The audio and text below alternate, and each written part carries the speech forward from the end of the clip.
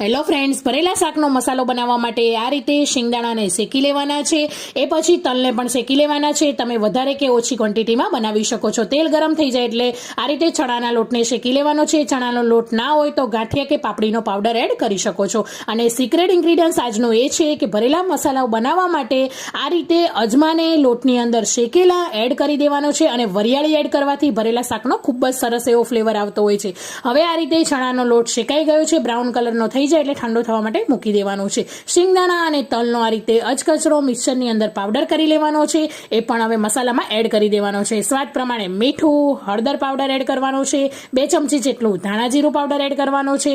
અને અડધી ચમચી જેટલો શેકેલા જીરાનો પાવડર આપણે એડ કરી દેવાનો છે. આદુ લસણની પેસ્ટ ના ખાતા હોય તો સ્કીપ કરી શકો છો. લીંબુ, હિંગ એડ કરી દેવાની છે ચપટી, અને ખાંડ એડ કરી દેવાની છે. લીલા સમારેલા ધાણા, તેલ અને અડધા એવા લીંબુનો રસ. તો ભરેલા શાકનો મસાલો તૈયાર છે.